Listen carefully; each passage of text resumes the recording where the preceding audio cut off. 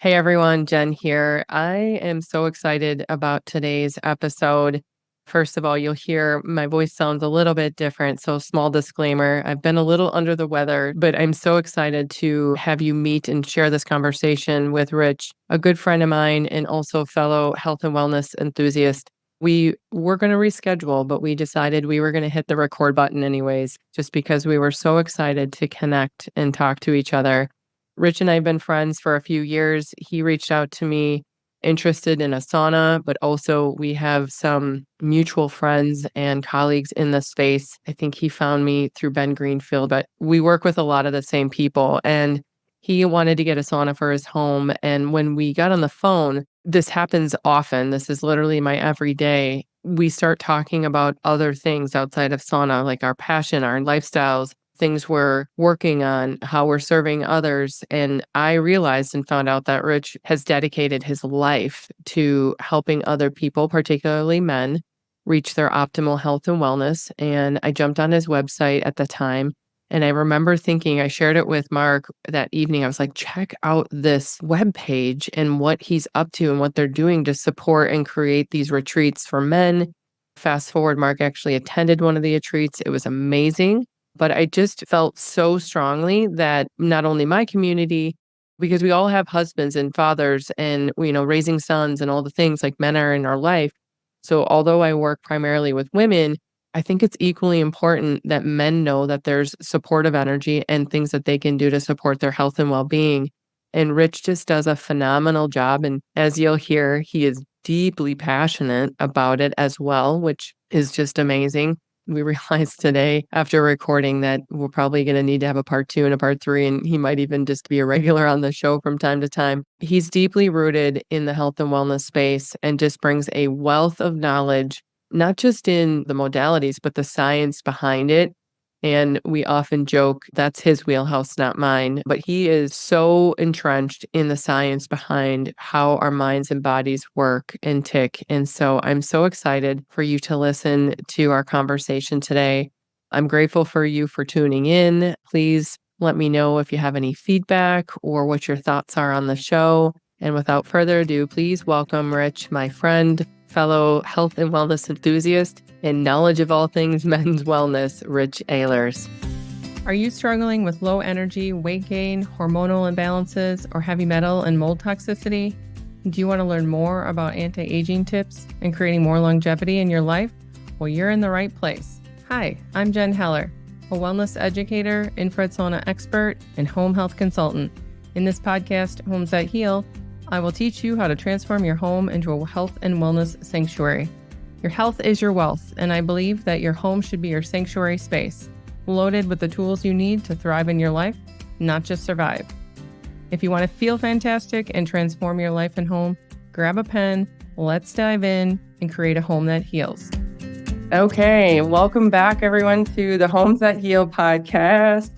I am super excited, but first going to lay a disclaimer to everybody. If you can't tell, I've got a little bit of a Darth Vader voice.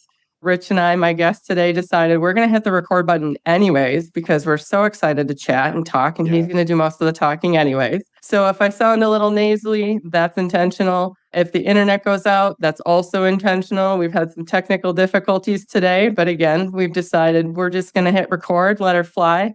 And no doubt we're going to bring him back for a part 2 anyways because we have a million things to talk about. So without further ado, Rich Ahlers, thank you so much for joining me today. I can't share enough with the group how excited I am to prop you up today and just allow our community to hear all the things that you're involved in, all the things that your history and what you do for men in the community, but just in general, how we came about to meet each other, like your story, how our paths crossed, how we've stayed connected, the work we're doing together. So welcome. Share with the listeners, first of all, a little bit about your story, how you've stepped into the health and wellness space, and the intense passion behind it.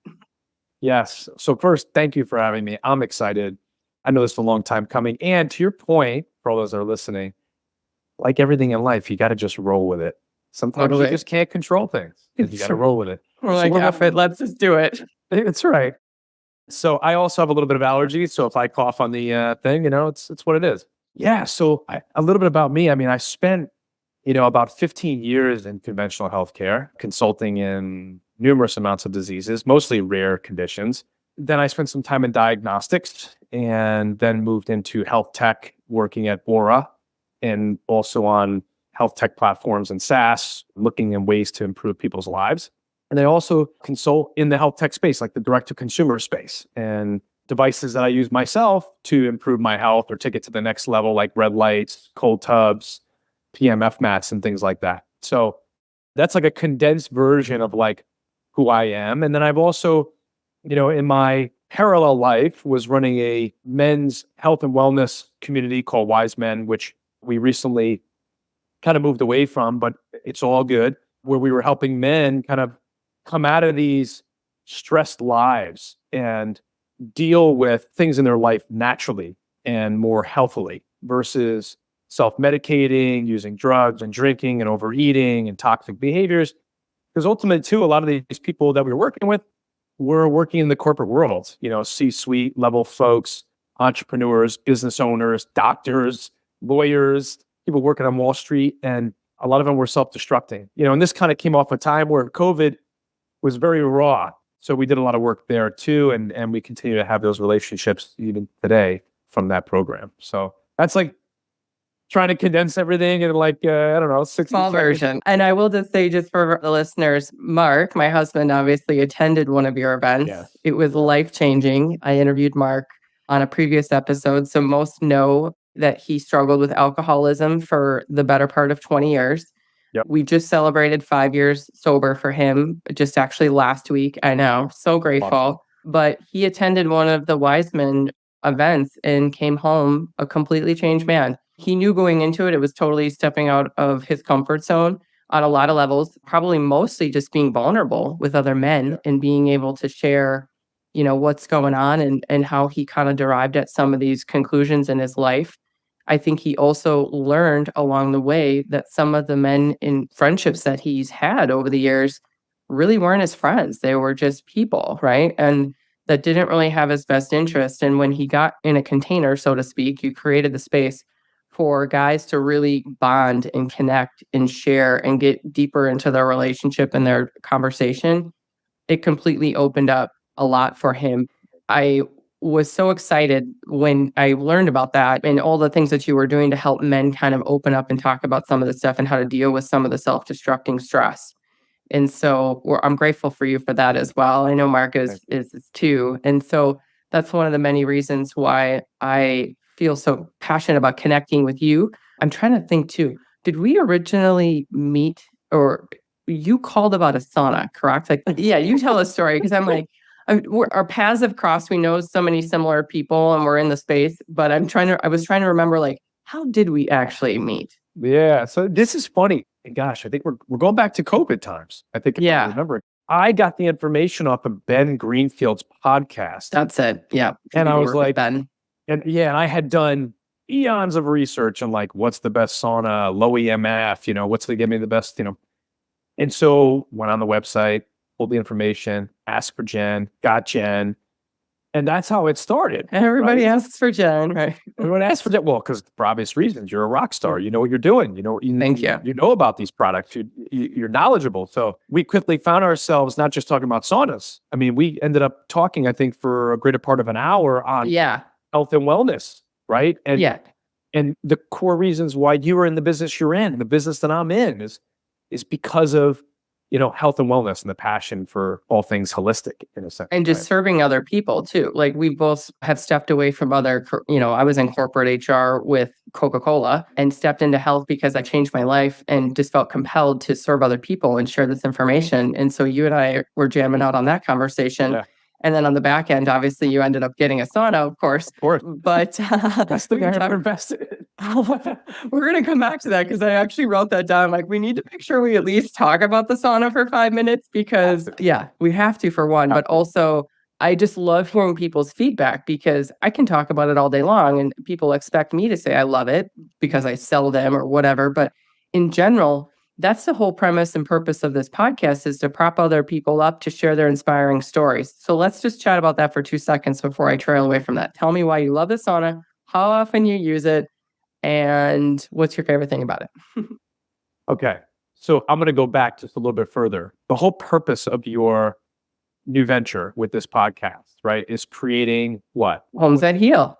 Homes that heal. Creating a Sure. space that you love within underneath your roof. Going back to COVID, when I closed my wellness center and so many people were without their routine, I realized the importance of this needs to be under your roof. If it's a vital piece of your wellness wheel, you need to have it. It needs to be close to your life. And so that's what I've just been cultivating, is how can I help people put both hands on the wheel of their life and their health and bring the things into their home and closest to their life that they need and that are also going to allow them to thrive. So that's the premise. Yep. So that's exactly one of the reasons why I did it, right? In a time where I had my routines, I've been doing sauna for years and going to acupuncture. And I used to do all my things outside the house. And then when COVID hit, it was like, wait a minute. Now I no longer have the control of the things that keep me well. And so in order to increase that sovereignty, right, my personal sovereignty, like, we were putting an addition on the house because we needed room to do work in the house. I said, we're going to create a wellness healing room, which is right behind me, by the way. Awesome. I love right in it. that room. Maybe in part 2, we'll do a tour. No, I'm just kidding. Yeah, we'll do a tour. It won't be that big. But I have the sauna in there, red lights, PMF mat, acupressure mats, qigong brush. I got all my healing gimmicks. Right. Speaking of my language, I'm sitting on a grounding mat as we speak. But my feet are on my grounding mat. But that's why I did it, right? It was like, I wanted a way to make sure, one, that I still had control over my environment, my bio, my health internally, and not letting that be dictated by the environment that we were in. And two, with the situation that we were in, it was even more paramount to, we saw this. There was a dividing line. It was very clear. People either went really self-destruction, or they doubled down on their health. And I was the double down on your health. So it was a way for me to say, okay, have it in my home, have more healing methods, detoxify my system, boost my immune system, boost my cardiac strength. Not that I didn't have that. I'm in great shape, but it was like, it's almost like I look at it like an insurance policy. It's like, you never know when you're going to need it. That's kind of like having these things in your house, is like you have this toolkit, these arsenals like sauna to double down on your health, right? And things from mood support, and like I said, cardiovascular health, your detoxification system, your healing mechanisms, your ATP and mitochondrial function. You're getting all this from a sauna, from a hot box. I know, a hot box with heaters, and you can listen to your podcasts, you can listen to your music, your meditations, whatever it is. Exactly. It's like your sanctuary space, and so it's just this beautiful space of healing, or whatever it is you want to do. I know a lot of people that they use it as their, like, I call it my gen time. Like, it's disconnect, get all the noise out, the frequencies literally out, and you go in and you go inward. And so having something like that in your home is, it's life-changing. There's 2 things that I do in a sauna, most specifically. Actually, maybe 3. One is I stretch, because it's great for, stress. 2 is I read or I study. So I'm either reading clinical articles, journals, things around health and wellness, right? Or listen to a podcast. The big one is I meditate and I visualize in my sauna.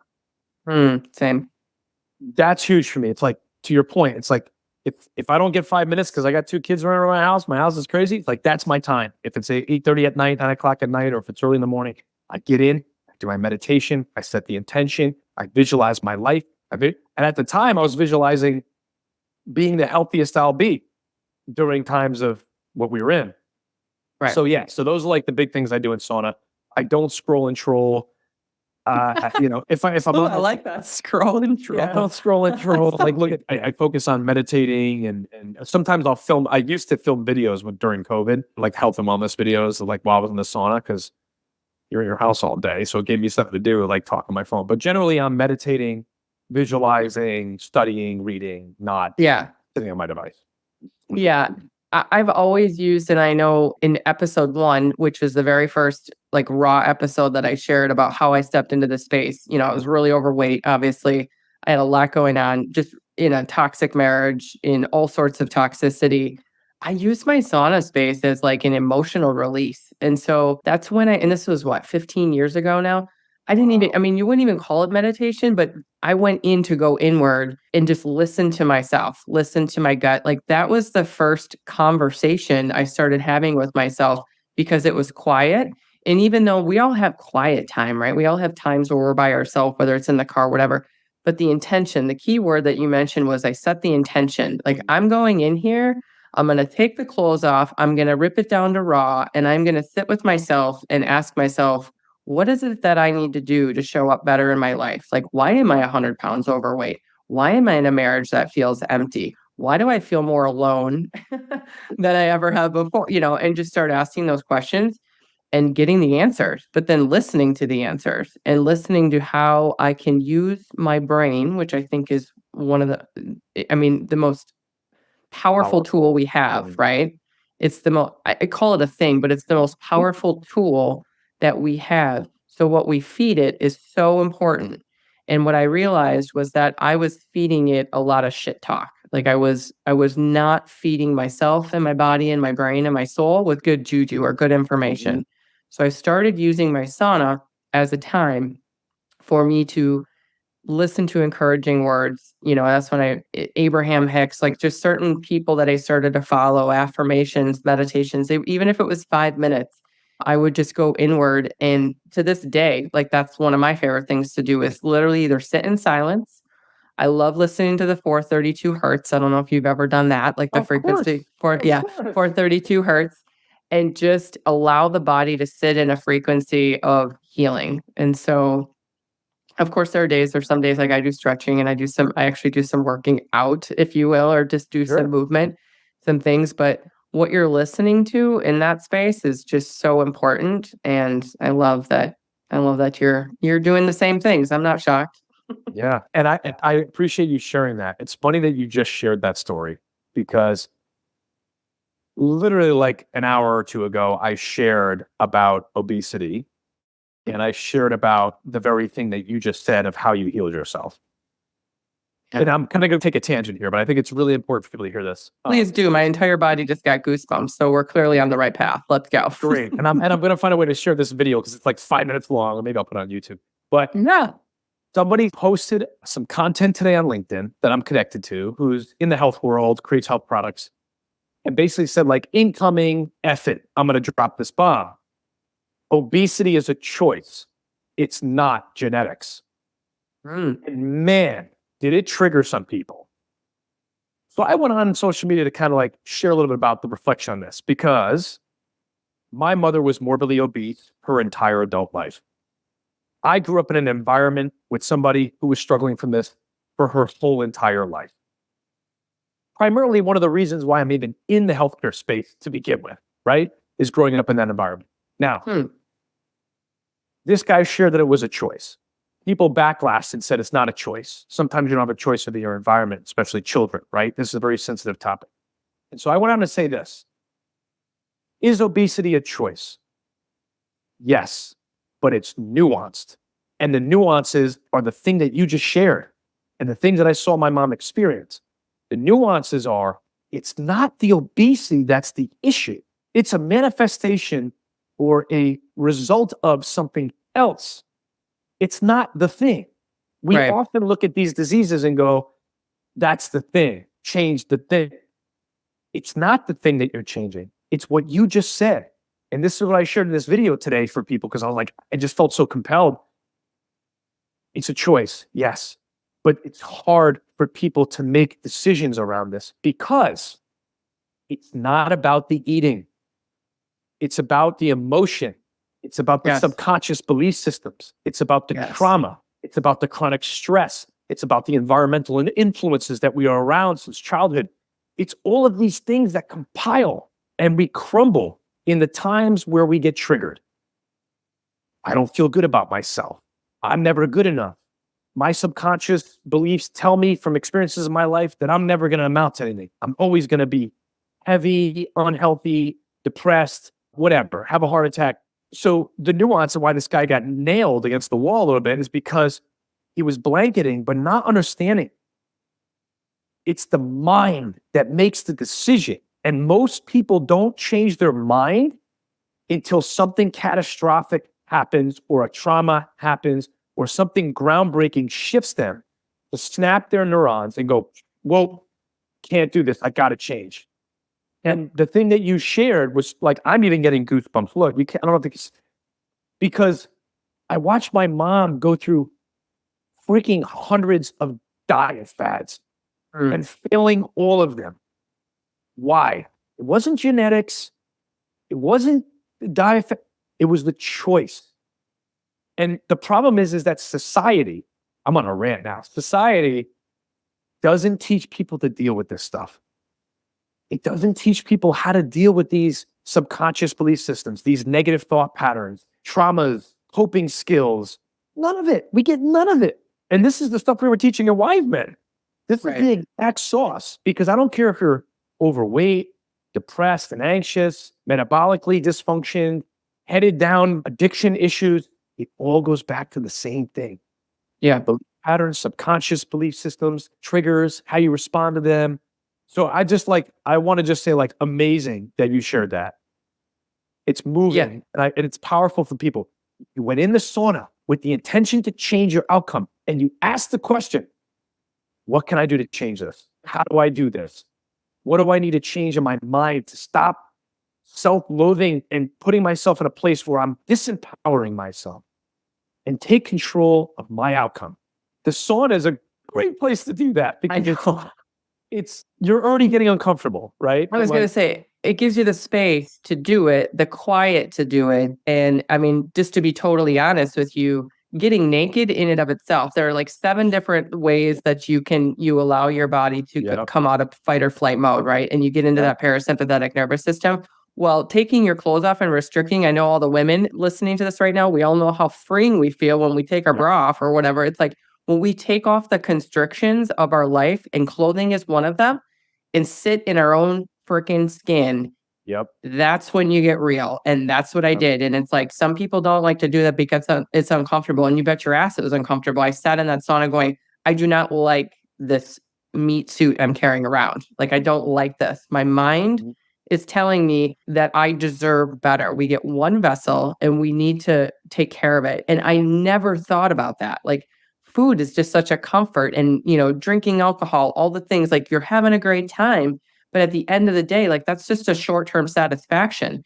And in fact, my initial podcast that I'm sure people already maybe listened to, hopefully you've listened to it, was part 1 and part 2. Part 1 was exactly what you just talked about. And that was a stranger, when I was out at a bar one night, I was out with some girlfriends, and there was a short confrontation, and the guy was drunk, granted, but he got in my face and he started calling me fat over and over, fat, like every word, every nasty word I'm not going to go into because I don't like that frequency. I don't name call. Whoa. But put the word fat in front of every terrible word you could call a woman or a person. And I was like, Rich, honestly, like, the vibration that was going through my body at that time and the frequency that I was feeling, like I was crawling out of my own skin. I was like, what is this project? That's my moment. Like, I pretended like I was okay. My girlfriend's like, are you okay? I was like, yeah, of course I am. Shake it off. Like, I got thick skin. Everybody knows Jen's fine. I went into the bathroom and I hit the floor. Like, my knees gave out. I went right to the floor and I cried like you have no idea. Like, it just came pouring out of me. I was so embarrassed. I was so ashamed. I'm like this perfect stranger who doesn't know me, just completely embarrassed me in front of all these people. This is how people see me. But, looking back now, I was so mad at this guy, but now I'm grateful for him. Actually, I don't know who he is. I couldn't pick him out of a crowd, but I'm grateful because that was my moment. That was my pivotal moment to turn the ship 1 degree and understand, like, I need to make a decision. I can either continue to go through life feeling like this, or I can use what I know is the most powerful tool I have and start making some changes. It's a choice for me to put the fork in my mouth. It's a choice for me to eat ice cream at 9 o'clock. It's a choice for me to sit on my ass and not move my body. Those are all choices. And to your point, yes, so there's some genetic factors and there's some conversation there. However, it can't be the excuse. And so that was the decision. So part 2 of that episode I really focus in on the decision. When you decide to make a change, when you decide to do something, it's like you put the blinders on and there's no going back. When you decide to do something, Yeah. you just go. And if you decide to not go, well, then that's another decision that you've decided to make. And so feeding my brain and feeding, my thoughts and my cellular system with loving, kind, motivational, positive things versus tear myself down, that's when I started to see the shift. And then, of course, just move my body and just deciding to take small steps. I mean, it's a million miles long. We can't go into all of it today or whatever, but it was the decision to start using some tools that I had in my arsenal. Well, what can I do? Well, I can get my on the floor and start doing some stretching. I can use my sauna every day as this tool to feed my body and my soul with positive vibes and energy. So, this is your world. This is everything that you teach, particularly into men, which I love because I think their masculine energy needs to know that this is supportive stuff that they need as well. Yeah. So, you know, just there's so much to talk about with it. So, The core of it all is that, and I hope people stick with me here, is that no matter how old you get, you're still acting at life as a child. Everything that you do in your life as you get older, you're engaging with the world as you did as a kid, because that's the programming, right? So when we see people react to things in the real world or say a certain thing, you're like, man, you're acting like a child. Yes, because that's the things we've learned. We've learned it that way, and then we don't change them. Most of us don't change them, right? But to your point is the majority of the situations that we're in life, whether it's a physical issue, a health issue, a financial issue, a relationship issue, 90% of it, maybe even a little bit more than that, is actually caused by self. But we don't want to own it. The problem is that the body and the mind are designed to avoid pain and threat. And we perceive emotions and unwanted feelings as the same, an attack on self. We're programmed for self-preservation. And in that, we avoid pain. And this is why you hear people say the best way to get through something or change is to go through it. go through it. Go through the pain. And I did this myself. I went through some freaking darkness in my life, really Same. tough stuff. But I went through it. And as uncomfortable as it was, holy cow, right? But most people won't do it because they're afraid to feel it. To give an example, when my mom passed away, and most people, when they deal with death, they deal with it in different ways. I was really close with my mom, and I came from an Italian household, so you can imagine how close these things get, right? Yeah. And I was like the quiet, shy kid, Long story short, like everyone's got different ways of dealing with it. And I remember my sister being like, "How are you just so calm about this?" And I'm like, "I'm not calm, but I'm coming at it differently." I sat in that room when it happened, probably like a day or two after, and I felt this heavy, dark energy come into my life from the death. And the old me probably would have been like, let's go to the bar, let's throw back some beers, smoke a couple cigarettes, a cigar, pretend like it never happened, suppress my emotions. And then when they come up again, I'll do it again. Right. Yeah. But the new me, after going through all the things that I did and things I learned, the things I teach, I went in that room, I laid on my grounding mat, and I allowed myself the space and time to let everything come to the surface. All the feelings, all the dark energy, and I processed it. It took me like a good 45 minutes to an hour to process the crap. I cried, I went to it. So my point is that most people don't want to do that. That's why we end up with disease. That's why we end up sick, because we're stuffing the emotion into the fascia, into the body, into the organs. We end up with back pain, neck pain, hip pain, that illness, right? That's a crucial part. They a takeaway from all the things I try to share with people is that's the sauce. That's the sauce. You did it. I did it. My mom was unfortunately not someone that understood it, but you can do it. You just have to be willing to realize it's not foo-foo, it's not nonsense, it's not cheesy, whatever. This actually works. Thank you for sharing that. I have two things I want to say on that. But to your point, people can do this because you're not on display. Like, you don't have to tell anybody. You don't have to, again, this is what I was doing in my sauna because that was the safe space for me to do it. But, you can do it anywhere, but really, you don't have to tell anybody because that is where disease lies. Disease, right? Like Disease. that, if we don't allow that stuff to process, if we don't walk through the emotions of feeling all the things, like there's too much medication, there's too much suppression, there are too many things we can go to. You mentioned, drinking and cigarettes and drugs and whatever. There are enough things that we can reach to and grab easily and suppress it, but it's actually, in my opinion, it's a lot easier just to move through the emotion, allow the heart to feel, because if you keep numbing it, how are you gonna know?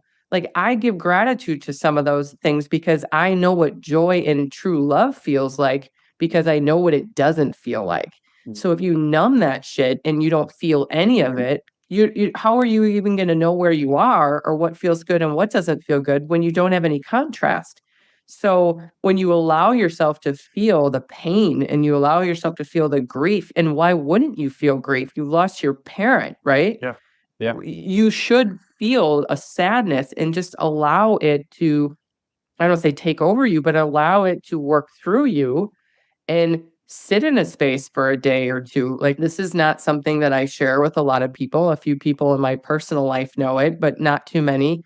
When my dad passed, gosh, going to be 6 years this year, he and I not in a great, we did not have a great relationship for the majority of our life. I would say for 35 years, we didn't really get along. Probably because we were too much alike. Our personalities kind of butted heads a bit, but he had some illness. He was obese. He had an aneurysm on his heart. We knew things were not going in a good direction. His baseline health wasn't great. He had to have a surgery that we knew was pretty serious. And so we got his affairs in order, knowing that this could go one way or the other. Unfortunately, he died on the surgery table that day. And we knew the aneurysm was going to either take his life. We didn't have a choice of the surgery, I guess is what I'm saying. Fortunately, my dad and I got things right before he passed. We had about a year or two where we were really in a good space. And it was because we both decided we were going to bury that crap that didn't need to be discussed anymore. We talked it through and we were going to create a good relationship together. So I'm grateful we did that. However, or in addition, I should say, when he did pass, I realized the enormous amount of pain and regret. I mean, I didn't have any regret in the sense that we didn't say the things we needed to say. I felt we were in a great place. But this amount of regret that I had for wasting so many years of our life, it was unbearable. Like, it was so unbearable. So I booked a solo trip and I went to Fort Myers Beach for 4 days. I booked a hotel right on the beach, a resort, beautiful resort. I went to Fort Myers Beach by myself with a journal, with a couple of pictures of my dad, with the intention, I'm getting goosebumps right now, with the intention, I am going to deal with this grief by myself in a room for as long as it takes. I told Mark, I'll message you and call you when I get there. I'll let you know I'm okay. I'll send you a message here and there if I need something, but please know you're probably not going to hear from me for a few days. I need to go deal with some shit. Like, I need to go sit with myself. I wrote my dad some letters. I cried like a like a freaking baby. I actually forced some of the emotion out of me. I listened to some music that I knew would remind me of my dad. I listened to some intentional things that I knew would bubble things up to the surface and allow me to process it. I walked the beach, I grounded, I laid like a freaking beach whale on the beach in the rain for 2 hours. No joke. There's like nobody on the beach. It's raining. People are up under the canopies, and I'm out on the beach in my swimsuit with my arms out, just laying in the sand, letting the water wash over me like a freaking beached whale. Didn't care. I'm just like, I need to purge this. I need to release this. I need to give it to God. I need to give it to the universe. I need to ask my dad for forgiveness. Like, I need to do all these things because I'm not going to carry this. I'm going to set this down here in Florida. When I'm done with this, this is going to be, I'm setting this down. I'm not carrying this burden. And that was probably one of the most transformational things I've ever done in my life. A good friend of mine actually suggested that I do that because she knows me well and she knew that I'd probably carry around some of that. It wouldn't be good for my health. But I allowed myself to feel all of that shit and just let it move out. I came back a completely different person. I wrote my dad a beautiful letter. I read it out loud sitting on a balcony. I have no idea if the people sitting around me were trying to enjoy. I was just reading a letter to my dad out loud, like, I don't even care. And I rolled it up and threw it into the ocean. Like, we need to work through. And since then, I've gifted myself the opportunity to take a solo trip every single year and go deal and process with whatever it is, the good, the bad, and all the things in between. So, Love that.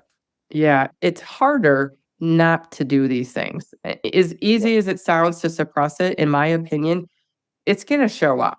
You can Yeah. either pay for it now or you can pay for it later. Going back to your original message of being proactive, we can be proactive in our life and in our health, or we can be reactive and then we can try to chase it backwards. Let me tell you, option B, it's not a good path. No. We've all tried that a few times with a few things, and the lesson was overarchingly is a no for me. Yeah. Yeah. And to your earlier point, like, this is where I think the issue with men in society is the problem, Mm, because women are more, let's just say women are more naturally programmed to purge emotion, mm, and men are more taught to stuff it and move on. The warrior in them. I'm a warrior. I don't show pain. I don't show that I'm hurt. I go until my last breath.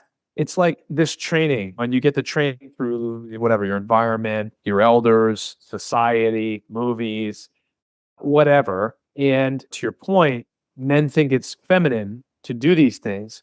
However, we do have feminine parts of us that should be expressed. And one of them is the emotion. We are human beings. We're supposed to have dynamic feelings. We're not supposed to be like this all the time. robots, right? Yeah. Women appreciate the feelings. We don't want you to be robotic. That's not Right. attractive. Right. You got to have dynamics, so it's a lot of work to get people there. But this is part of the major reason why men experience the illnesses that they do, the addictions that they do, the pains that they do, is because they chase the dopamine from synthetic sources or not so good healthy coping behaviors like alcohol, overeating, gambling, cheating, vaping, whatever. You're chasing dopamine to feel better in the moment when emotion is triggering you. And to your point earlier, the more that you do that as a mechanism over your life, the more you disconnect from listening to your body and feeling it and catching it and hearing the thought in your head, and you just don't have any, you don't understand it. You just disconnect from what it is to be human, and kind of what I talk about now, which is be your own doctor, right? Like, Mm. you actually have the potential to be your own doctor, loosely speaking, where you could tap into your innate intelligence if you just get out of the way. Right. Remove the alcohol, remove the extra food, remove the sugar, remove the distractions, remove the devices, sit quietly. What comes up? What do you feel? What thoughts show up? Why are you reaching for that food at 10 o'clock at night? It's not you reaching for the food. Something triggered it. What triggered it? Something passed through your mind in a millisecond. It happened. Why?